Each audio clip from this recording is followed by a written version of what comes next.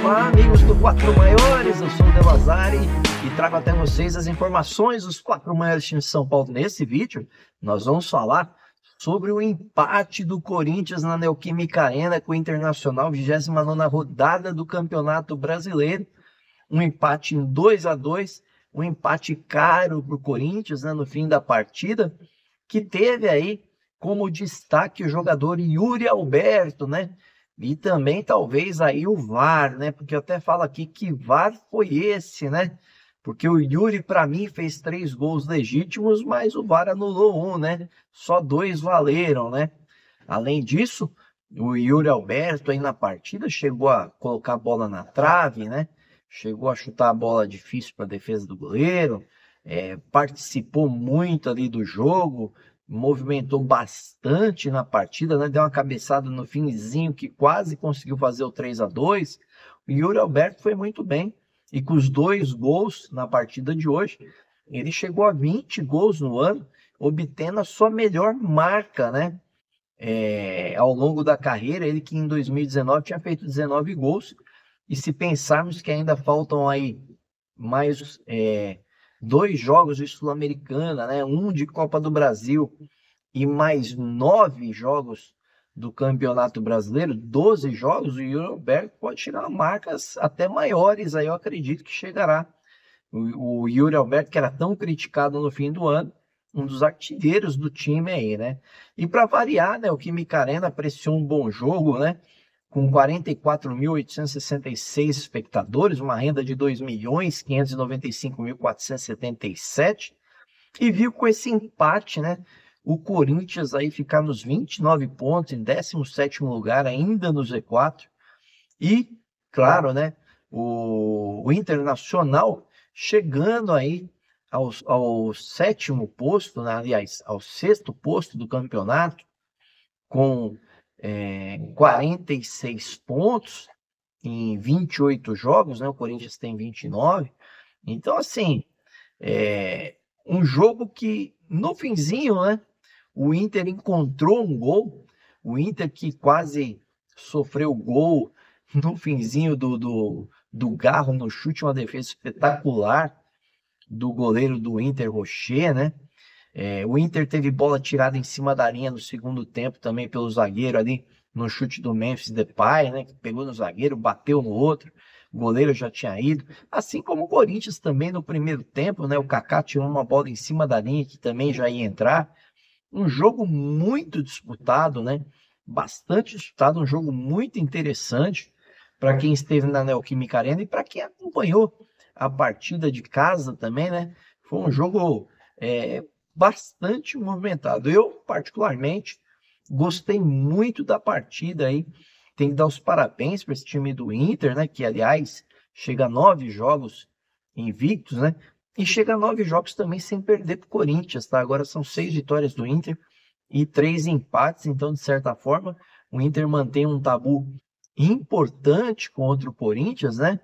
E para você ver como foi o equilíbrio desse jogo, né, a movimentação, um jogo que me agradou muito, um jogo, sinceramente, assim, que teve a estreia do Memphis Depay como titular, né, ele que já deu uma assistência de cara ali no vacilo do Inter no meio campo, já enfiou uma bola longa para o Yuri Alberto, que arrancou, bateu cruzado, logo ali aos 2 minutos, 3 minutos de jogo, né, colocaria o Corinthians na frente, mas o Inter foi valente, foi para cima, né?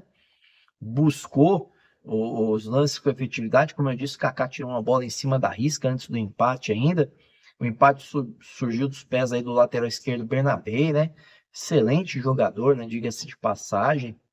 Ele bateu de fora da área, a bola desviou, matou o Hugo, né? Encobriu o Hugo, nada poderia fazer.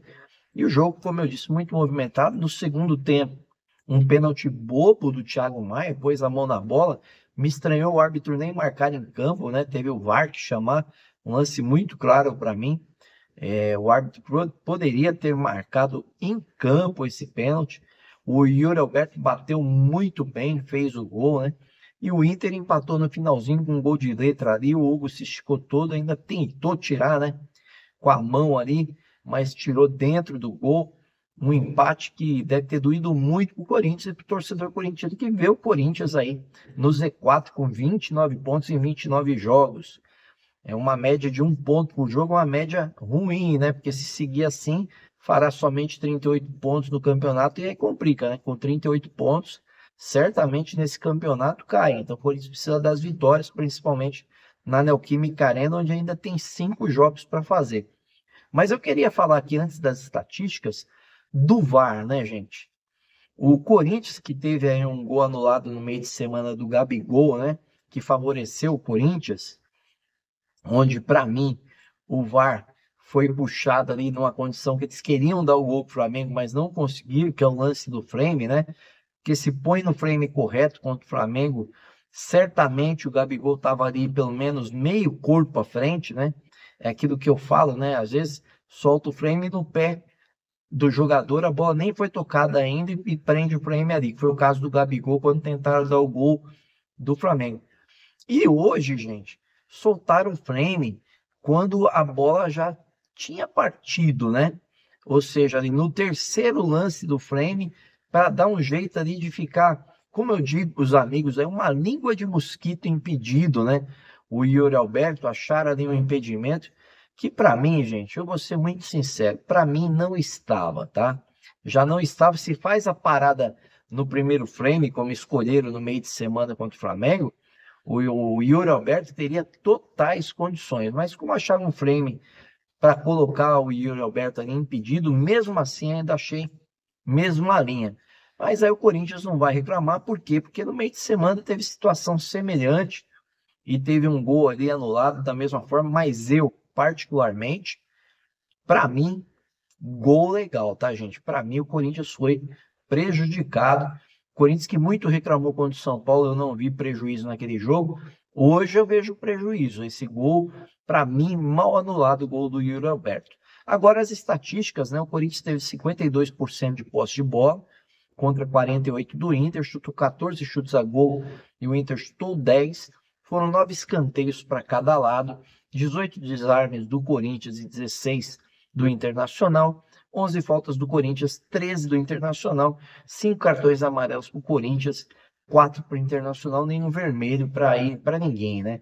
Então, gente, se olharmos para os números friamente, mostra o equilíbrio que foi a partida, mas eu acredito que apesar dos números demonstrarem o equilíbrio, que o resultado demonstraram o equilíbrio, hoje era um jogo para o Corinthians ter saído vencedor, tá, da Neoquímica Arena, porque, na minha visão, teve as melhores oportunidades. O Inter teve oportunidade? Claro, também teve, mas o Corinthians teve muito mais, o Corinthians esteve muito mais perto da vitória. Se tivesse alguém para vencer, seria o Corinthians, tá? O Corinthians agora volta a jogar na quinta-feira, dia 17/10, às 20 horas, na Neoquímica Arena, contra o Atlético Paranaense.